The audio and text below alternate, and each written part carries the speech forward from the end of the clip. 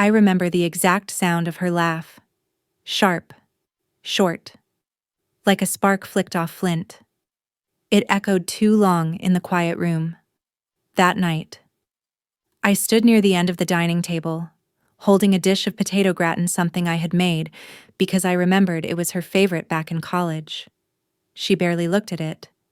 Then she looked at me and laughed. Not a kind laugh. Not one of nostalgia or shared memory, but the kind that slices right under your skin. She still brings food like she's the maid, she said to the whole table. I froze. My hands clenched the warm ceramic dish. I forced a smile. The others, her husband, her new in-laws. Some cousins I barely remembered shifted uncomfortably. But no one said anything, except my mother, who chuckled, softly, as if she agreed. That was the moment I knew. I had been invited, but I had not been welcomed. The room was lovely. Truth be told, high ceilings, golden light fixtures, soft jazz humming through hidden speakers. Her new husband had taste. I'll give him that. Expensive but cold, like her ring, like the tone she now used when she called me by my full name, not the nickname she used to whisper when we were kids, hiding under the covers from thunderstorms. I set the dish down and took my seat, swallowed the shame. Again. You see, growing up, she was always the bright one, the beautiful one, the one with the laugh that could win people over or cut them down. And I was the quiet shadow, the helper, the fixer, the one who stayed behind to care for Mom when Dad left, the one who paid the bills when she flew off to Paris with her first boyfriend, and her second. But none of that mattered now. Not in this house. Not at this table. I remember looking at her husband then, Jacob, clean-shaven, tan, with an air of someone who liked being listened to.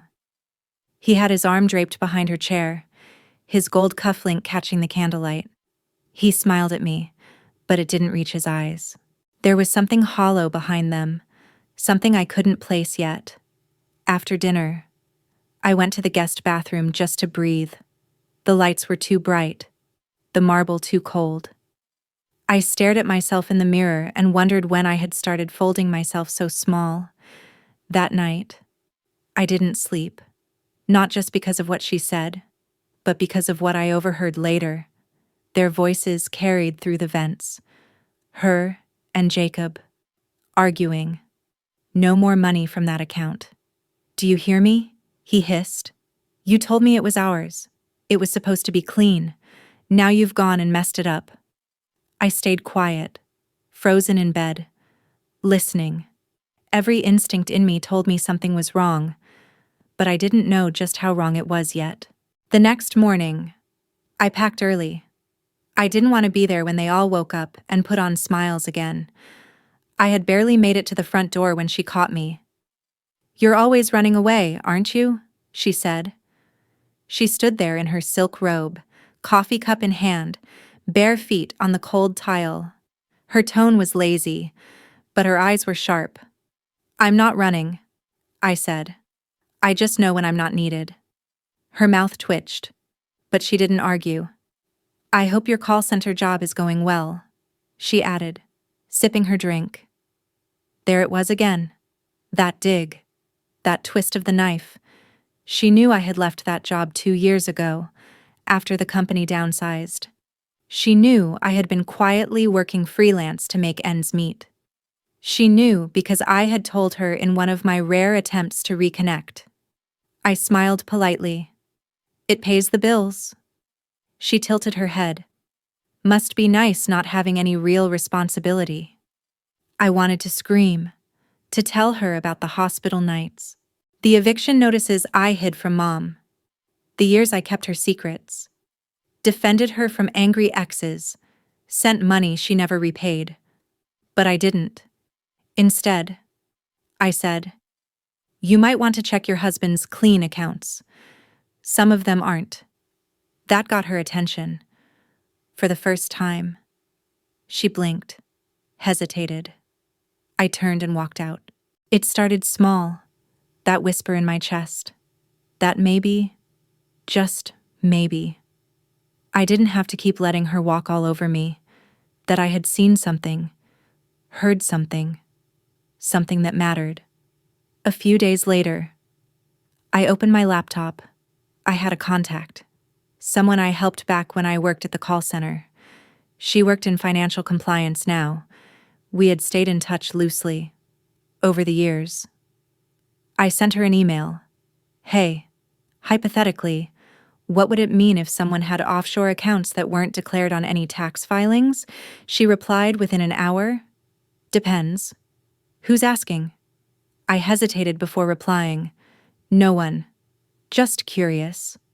But what if one of the accounts is under a dead person's name? Her answer was longer this time. And by the end of it, my hands were shaking. You see, I had grown up thinking silence was kindness. That loyalty meant swallowing your own pain to keep the peace. That family was sacred no matter how badly it treated you. But I was starting to understand that truth and kindness aren't the same thing. That silence can be complicity. That sometimes exposing the lie is the only way to protect yourself. And maybe, just maybe, someone else. Because what I found on Jacob's public filings didn't match what I heard through the vent, and what my friend dug up legally carefully confirmed that a man like Jacob had far more to hide than an extra bank account. And my sister, she was either a fool or an accomplice. But before I made any more calls, I needed to know something. Why had she turned so cruel? Was it pride? Jealousy, fear? Or had she always been that way, and I was just too desperate for her love to see it? I thought back to when we were kids. She once stitched my favorite doll back together after I cried over its ripped leg. She used pink thread and whispered, "Don't tell Mom. It's our secret." That was the sister I remembered. So what had happened to her? And was I strong enough to stop protecting the version of her I wanted to believe in? Have you ever been hurt by someone you once loved deeply, someone in your own family? Do you believe people change, or simply reveal who they truly are? Please feel free to share your story in the comments. I'm here, and I'm listening. I didn't sleep much the night after the call. There was a strange pressure in my chest, not fear exactly, but a heaviness.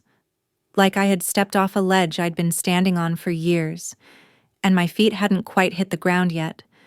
My friend, Lila, the one in financial compliance, sent me a file, password protected, secure. I opened it in the quiet of my apartment, the only light coming from the laptop screen and the blinking red dot on my kettle. Inside, it was all numbers, transfers, names, codes. But Lila had highlighted the important part. "Do you see this?" she had said on the phone earlier. "That's a shell company, registered in Belize. That money isn't from business income, it's siphoned. Siphoned from what? From charitable donations. He's laundering money through a veterans foundation that barely exists on paper." My mouth had gone dry. "And it's in your sister's name too, at least partially." She co-signed.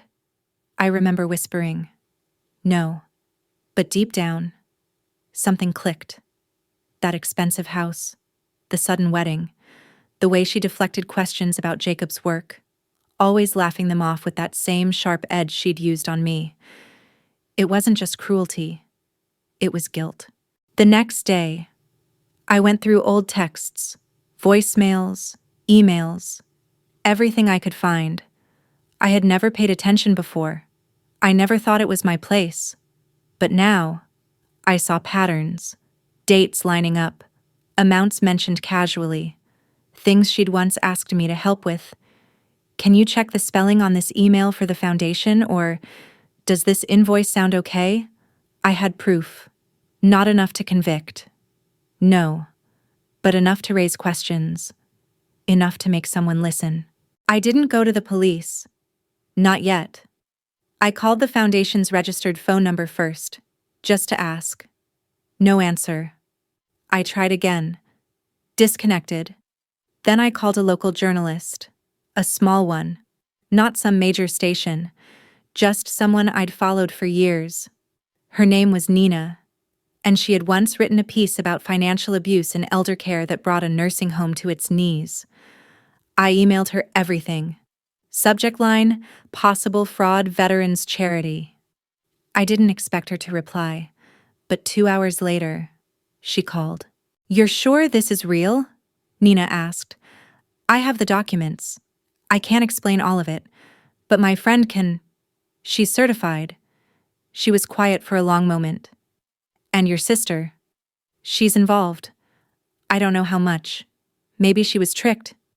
Maybe not." But she laughed at me. Nina, in front of everyone, like I was dirt, and something in me broke. Nina didn't judge me. She listened, and she took it seriously. The article took 2 weeks. During that time, I heard nothing from my sister. No text, no call, not even a forwarded meme, the way she used to pretend things were fine after we argued. I wasn't surprised, but part of me still checked my phone every morning, hoping maybe she'd say sorry, maybe she'd explain everything. She didn't. What she did do, though, was show up at my door. It was raining.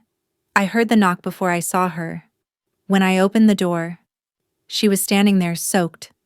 No umbrella. Eyes wide and glassy. "You told someone." It wasn't a question. I didn't answer. She stepped inside without waiting for me to invite her. And for a second, she looked like the girl I used to hide with under the covers. Frightened. Lost. But then, her face changed. "You've ruined everything." I closed the door. Slowly. "I didn't ruin anything. Rachel, I just stopped covering for you." Her hands were shaking. "Jacob says it's all going to come down on me. He's deleting everything. Do you even know what you've done?" I looked at her for a long time, and in that moment, I didn't feel hate or revenge. I felt sad, because I finally saw it. She hadn't just laughed to be cruel. She laughed because it was the only way she knew how to survive. She had wrapped herself in pride and glitter and sharp words because the truth that she was scared and trapped, and maybe not so innocent, was too heavy to carry. "I didn't do this to hurt you," I said. "I did it because you're better than this. You used to be better than this." Her eyes filled with tears, but she didn't let them fall. She left without another word. The article dropped 3 days later. The headline wasn't sensational, just honest. "Local charity under investigation for financial misuse, veteran funds disappear in paper trail." It didn't name her directly, but it mentioned Jacob and the co-signatory on the accounts. People started asking questions. Donors pulled out. And suddenly, my sister's world, the world built on polished dinner parties and expensive gifts and laughter that hurt, began to tremble. Mom called me that night. She hadn't called in months. "You embarrassed her," she said coldly. "No, Mom. She embarrassed herself. She's your sister." She stopped being that when she decided I didn't matter. Silence. Then the line went dead. But here's the thing. For the first time in years, I didn't feel ashamed, or small, or guilty. I felt calm. I cleaned my apartment, made tea, sat by the window and watched the rain. And for once, I didn't feel like I needed anyone's permission to feel proud of myself. I had told the truth. I had protected someone, not just me, but the veterans who would have kept donating without knowing the truth. And even though it broke something between us, it also set something free. A week later, I got a letter.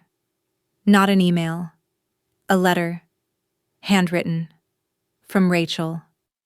The paper smelled like her perfume. Inside was only one line: "I hated you for seeing me too clearly. I'm sorry." I cried. Not because it fixed anything, but because it was the first time in years she told the truth. Families are complicated. Sometimes, they're the ones who wound you the deepest. Sometimes, they're the ones who betray you with a smile, then ask why you're bleeding. But truth doesn't care about family trees. It just wants to be seen. It's strange what comes back when you finally have silence, not the loud silence of tension, like during family dinners when everyone pretends to like each other, but real silence, the kind that settles into your bones once the noise of proving yourself is gone. That week, I found myself walking, a lot, around the park, through old neighborhoods, past our childhood house. It looked smaller than I remembered. The fence was new, painted white, with fake sunflowers hanging off the gate. But I could still see the shape of our treehouse in the backyard, or what was left of it. Rachel and I built it one summer with Dad. She had drawn the flag. I had hammered the crooked nails. We swore we'd never let anyone else in, not even Mom. And now, standing on the sidewalk all these years later, I wondered how that promise unraveled. How did we go from whispered secrets under wooden planks to grown-up sisters who could barely stand each other? Maybe it wasn't a single moment. Maybe it was slow, 1,000 cuts. I remember one of them clearly. I was 15. Rachel was 17. It was the night she won the school talent show. She'd sung "Don't Cry for Me, Argentina" like she was already famous. The auditorium gave her a standing ovation, and me, I stood in the back, clapping the loudest. After the show, she ran up to me, breathless, glitter in her hair. "Did I sound okay?" "You were amazing," I said, and I meant it. Then Mom came over and wrapped her in a big hug. "I always knew you'd be the star." And just before they walked away, Mom looked back at me and said, "Why don't you be a dear and go warm up the car?" It wasn't cruel. It wasn't meant to hurt. But it did. It always did. I was the background, the assistant, the one who clapped. And somewhere along the way, I started believing that's all I'd ever be. Until now, until I stopped clapping. When the investigation picked up, I didn't follow every article. I didn't need to. I'd done what I came to do. But people started talking. Some cousins reached out, asking questions. One aunt sent me a voice message saying she was praying for peace in our family. What peace? There hadn't been peace in years, just performance. Still, it was the letter that stayed with me. Rachel's handwriting was always delicate. She dotted her I's with little hearts until she was 20. The one she sent me didn't have any hearts, but it had the truth. And the more I read it, the more I realized something: she was never trying to destroy me. She was just trying to stay above water in a life she couldn't control. That didn't excuse anything, but it helped me understand. We both grew up hungry for approval, but she fed that hunger with applause. I tried to feed it with service, and in the end, we both starved in silence. One afternoon, my phone rang again. It was Lila. "You won't believe this," she said. "Jacob's being indicted. Already. Yeah. Money laundering, fraud, wire transfer violations, the works. He's denying everything, of course, but the feds are moving fast. And Rachel. She's not listed on the charges. Yet.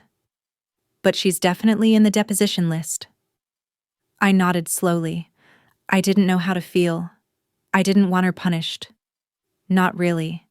I just wanted her free from him, and me free from her shadow. "You did the right thing," Lila said. I didn't answer right away, because even now, part of me wondered, did I? Or had I just exposed a wound that would never heal? A few days later, Rachel texted, "Can I come over?" I stared at the screen for a long time. Then I replied, "Yes.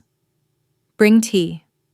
When she arrived, she looked tired, not just physically, but deep in the soul tired.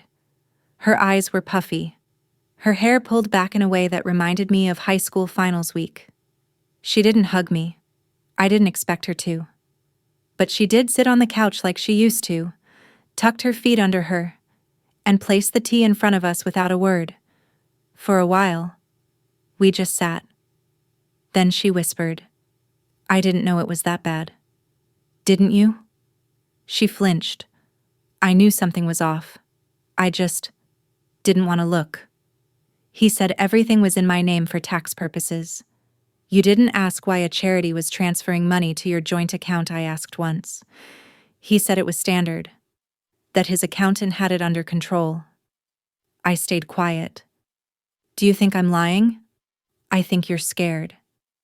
She nodded. And then, for the first time in years, she looked me in the eye. "Why didn't you tell me earlier?" I gave a bitter laugh. "You laughed at me for bringing potato gratin." Her face crumpled. "I was nervous. I always lash out when I'm nervous. You know that. I used to know that. Then you stopped being nervous around me. You just got mean." Silence again. Then she whispered, "I wanted you to be proud of me." I looked at her. Proud of what? Of making it. Of finally being the one who didn't need saving. And there it was. That's what she had always been chasing. Not wealth. Not power. Just the freedom to not feel like a burden. "I never needed you to be perfect," I said. "I just needed you to be kind." She nodded, wiping her eyes. "I was scared you'd see the cracks." "I did," I said gently. "But I didn't stop loving you." And this time, she cried. Really cried. Not the delicate, image-conscious tears I'd seen her fake at weddings, but the broken, real kind. The kind you only cry in front of someone who's seen you at your worst and stayed. We talked for hours. About Dad. About Mom. About how Rachel never told anyone she'd gone hungry some nights after he left, too embarrassed to say the fridge was empty. I told her about the time I sold my books to pay for her school trip. She never knew. We cried. We laughed. We sat in the quiet. And though nothing was fixed, something shifted. A thread tied itself back together. She's not off the hook. The investigation is still ongoing. She'll have to testify, maybe even face charges. But this time, she won't do it alone. Not because I forgive everything, but because I believe in redemption. And I believe that sometimes, even a sister who hurt you can find her way back if someone leaves the door unlocked. I didn't expect the media to keep chasing the story. I thought it would be one article, a burst of scandal, a few days of online chatter. But that's the thing with secrets. Once they leak, people start digging. A bigger outlet picked it up. Then a TV segment aired. A blurry photo of Jacob walking into a federal building. A brief mention of unusual financial connections tied to a veterans charity. Then Rachel's name surfaced not as a criminal, but as someone closely linked to the investigation. I stared at the screen, watching her name scroll across the bottom. Rachel T. Katityasen-Sav, spouse of accused executive Jacob M., listed as co-signatory. And suddenly, I wasn't just the quiet sister who brought casseroles and helped behind the scenes. I was that sister, the one who tipped it all off. Rachel never told anyone that. But people started guessing, especially Mom. The first time she called after the news broke, she didn't say hello. Her voice came through the line like ice. "You couldn't just let your sister be happy, could you?" I held the phone tighter. "Mom, she was part of something criminal. She could have gone to jail. You think that's happiness? She was building a life. She was hiding. I thought family stuck together." Mom snapped. I paused, then said, very quietly, "No, Mom. I think family protects each other, even when it's hard, even when it's ugly." She didn't respond. Then the line went dead. Again. I don't know why I expected anything else. Mom had always picked Rachel, ever since we were kids. Maybe it was because Rachel looked like her, same smile, same laugh. Maybe it was because Rachel needed more attention, more cheering. Maybe it was because I was too quiet to demand anything. Whatever the reason, I had learned to live in the background. Until now. And strange as it sounds, I didn't want that role anymore. Rachel started staying with me a few nights a week. She hadn't moved out of Jacob's place officially, but the locks had been changed and the tension was unbearable. She brought a small suitcase, her favorite scarf, and a box of tea. "I don't expect to stay forever." She said that first night. I just nodded. "I don't expect you to pretend anymore." She smiled. It was a small, tired smile, but it was real. We spent our evenings quietly. She helped me cook chopping vegetables while I stirred sauces. We talked, but not always about the past. Sometimes just about books, or old movies, or the kind of things we used to share before life twisted us into strangers. And sometimes, we'd sit in silence and just let the quiet do the healing. One evening, she showed me a photo. It was old, worn at the edges, from our last Christmas together before Dad left. We were sitting on the living room floor, both in pajamas, tearing into a giant box of crayons and coloring books. I had pigtails. She was missing her front teeth. "Remember this?" she whispered. I nodded. "You drew a picture of a house and said it was our future mansion." She laughed. "With a pony. And a library." We both smiled. Then she said, "I always wanted things to feel like this again." I looked at her carefully. "Why didn't you ever say that?" She shrugged. "Because I thought if I said it out loud, it would remind me how far we fell." The next day, I got a call. It was a representative from the federal case. They asked if I would be willing to submit a formal statement not just about what I knew, but about how I found it, how I connected it. My stomach twisted. Part of me wanted to say no, to stay out of the spotlight, to not risk more tension with Mom, to not make Rachel's life harder. But another part of me, the one that had grown stronger these past weeks, said yes. Because if I didn't tell the truth, someone else might pay the price. I remember sitting down to write the statement. My fingers hovered over the keys. How do you put into words the betrayal of someone you once loved more than anyone? How do you explain the silence that ate away at your identity? I started with this. I never set out to destroy anyone. I just stopped pretending. And from there, the words flowed. I told them what I overheard, what I found, what I sent to the journalist, what I knew Rachel had signed, even if she didn't understand the depth of it. I told them about the charity's money being funneled into private accounts. I attached copies of emails, screenshots, and the files Lila had compiled. When I hit send, I didn't feel brave. I felt clean. Like I had finally scrubbed something off my soul. Rachel knew I was going to send it. She didn't ask me not to. She simply said, "Do what you need to do." And that surprised me more than anything. She was no longer fighting. She was surrendering, not in weakness, but in the quiet way people do when they're finally ready to face themselves. That weekend, we walked past the community center near my apartment. A group of veterans was hosting a small fundraiser. Nothing fancy, just folding chairs, lemonade, and some banners. Rachel stopped in front of one of the signs. It read, "Every dollar matters, help us rebuild what was lost." She didn't say anything, but I saw her eyes shimmer. She pulled a $20 from her purse and dropped it into the jar. Then we walked away. Later that night, she asked me something I didn't expect. "If I had asked you for help before, would you have said yes?" I didn't hesitate. "Always." She nodded. "Even after I made fun of your job, your clothes, your life." "Yes," I said, "because none of that ever defined you, and none of it defined me." She let out a shaky breath.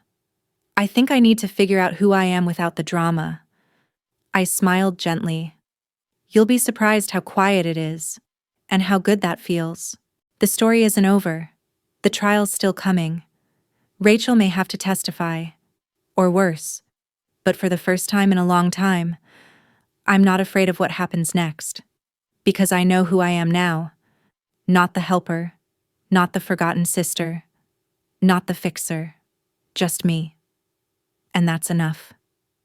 The courtroom was colder than I expected. Not in temperature, though it was chilly, but in atmosphere. Everything felt sterile, distant. The benches were hard, the lights too bright. Even the whispers between lawyers sounded like they'd been rehearsed. I sat in the back, far enough to be invisible, close enough to feel the weight of it all. Rachel hadn't seen me yet. She was at the front, in the witness box. Her face pale but composed. She wore a navy blue blazer, no jewelry, no makeup, just the barest version of herself. It was strange, almost painful. She looked like a woman stripped of armor. The prosecutor asked her questions carefully, about dates, about transfers, about the emails she had signed but never read closely. She didn't deny anything, but she didn't pretend either. She told the truth. She said she didn't understand what Jacob had asked her to approve, but she hadn't asked enough questions. That she had enjoyed the lifestyle, even when her gut whispered something felt wrong. That she had chosen comfort over clarity. And then, the prosecutor asked, "Why are you testifying today?" She paused, and I saw her eyes flick across the room, not scanning, searching. When they landed on me, I didn't look away. She inhaled softly and said, "Because someone I love told the truth." And I realized I still had time to do the same. That was the moment I knew, whatever came next, fines, press, judgment, she was no longer hiding. Not from them, and not from me. After the trial ended that day, she didn't come straight to me. She slipped outside, into the alley beside the courthouse, where the reporters weren't gathered. I found her there, sitting on the concrete steps, arms around her knees. She looked up when she heard me. "I said your name in court," she said softly. "I heard." She gave a small laugh. "I thought about lying. But you didn't." "No, because of you." We sat in silence for a while. Then she said, "Do you hate me?" I leaned against the wall beside her. "No." "Why not?" I thought about it. "Because I stopped needing you to be who I wanted, and I started letting you be who you are." She looked down. "Even when that person's messy. Especially then." We never hugged in that alley. No dramatic music. No tears. Just quiet. But it was a different quiet this time. Not the kind that comes after a storm. The kind that comes before a new season. Weeks passed. Jacob was found guilty on several counts. His sentencing was scheduled for later that year. Rachel wasn't charged. The court deemed her willfully blind, a legal term that meant she hadn't orchestrated anything, but she had ignored too much. She had to pay fines, attend hearings, and, perhaps hardest of all, face the court of public opinion. But she did it. Without lies. Without makeup. Without me holding her hand because she didn't need me to. We started building something new. Not the fantasy of a perfect sisterhood, but a real one. Flawed. Fragile. Forged in truth. One Sunday, she came over with a photo album. "I've been organizing old things," she said, setting it on the table. Figured we could look together. Inside were pictures I hadn't seen in decades. Dad holding us both on his shoulders at the fair. Rachel in her prom dress. Me in my graduation cap. Mom in the garden, smiling before everything changed. And then, one I didn't remember. The two of us. Maybe 7 and 9, sitting in the treehouse. I had a bandage on my knee. She had her arm around me. I asked Dad to take that picture. She said, "You cried when you scraped your knee." But you still climbed up anyway. I smiled faintly. Sounds about right. She looked at me seriously. You've always been brave. I just never told you. I swallowed hard. Thank you. Healing is strange. It doesn't come all at once. It comes in moments shared tea, opened albums, long walks, unexpected texts that say, "Thinking of you today." It comes when no one's watching, when you stop needing an apology to move forward, when you realize that protecting yourself isn't the same as shutting people out. Mom never apologized. She didn't attend the trial, didn't call, didn't write. And that used to hurt. But now I've made peace with it. Sometimes, the people we most want to understand us simply can't. They're frozen in a version of the past we've already outgrown, and waiting for them to thaw only delays your life. One morning, Rachel brought over a folder. "What's this?" I asked. She smiled. "It's the paperwork. I'm officially dissolving the rest of the foundation's business ties. I'm going to rebuild it properly this time. Transparent, clean, with a real board, and a mission that isn't fake." I blinked. "You're going to relaunch the Veterans Charity. Not under the same name. But yeah, I owe them. I owe myself." She looked nervous. "I want you to be on the board." I blinked again. "Me. You're the reason this place still has hope. You listened when no one else did." I laughed. "I don't know anything about charity governance. You know integrity," she said. "That's more than most people have." We signed the papers together the next month.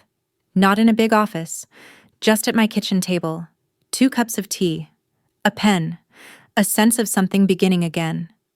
And this time, no lies.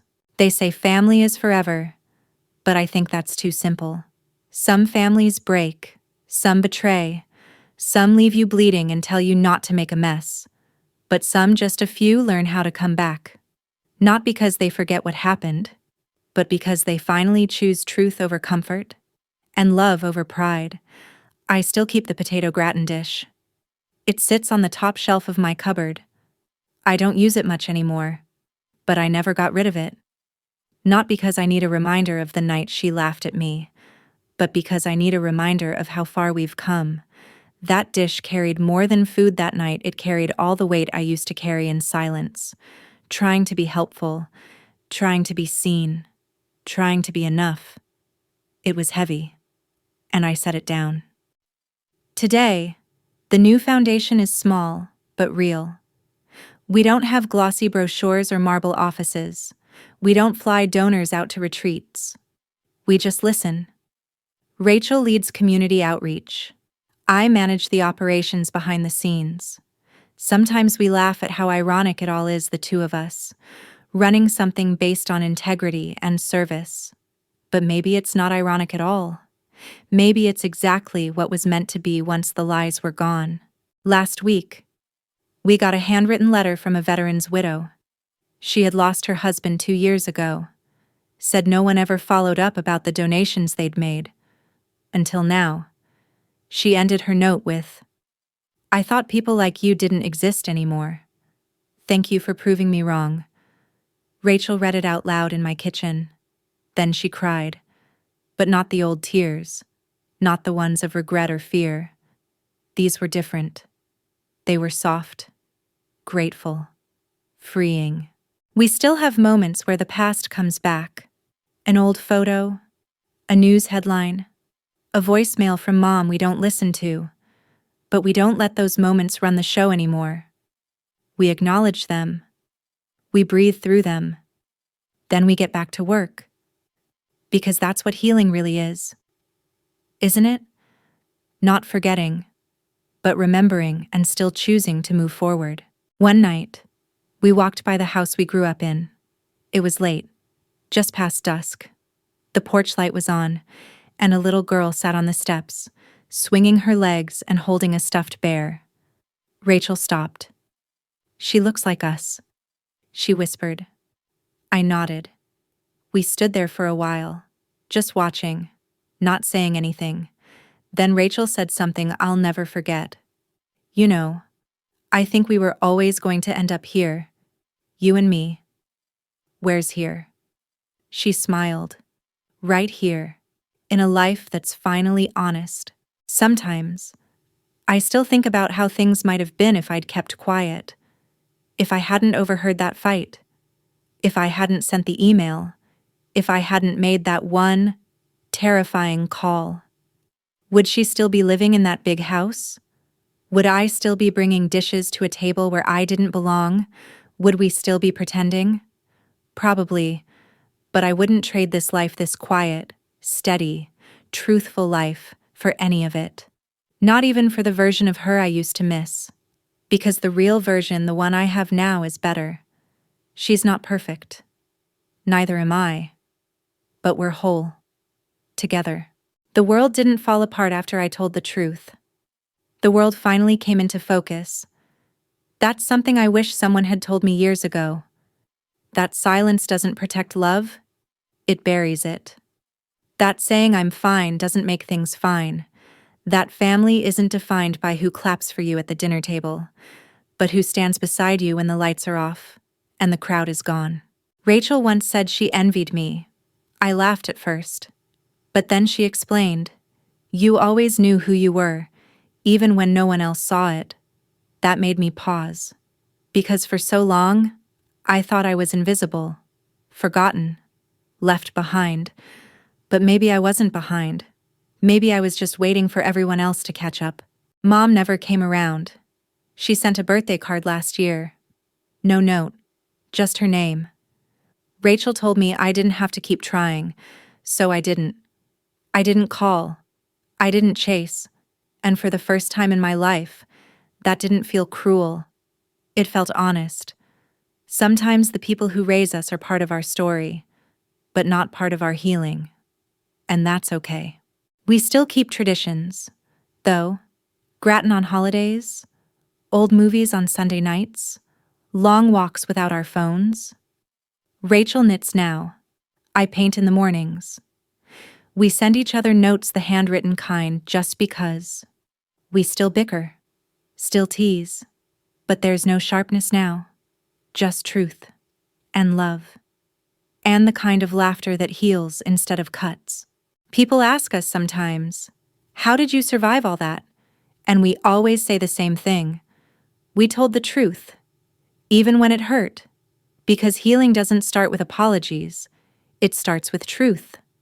And the willingness to say, "I see you, you hurt me, and I'm still here." So, if you're reading this, if someone once laughed at you when you were trying to love them, if someone once chose silence over your voice, if you've ever felt like the forgotten one at the table, please hear me when I say this.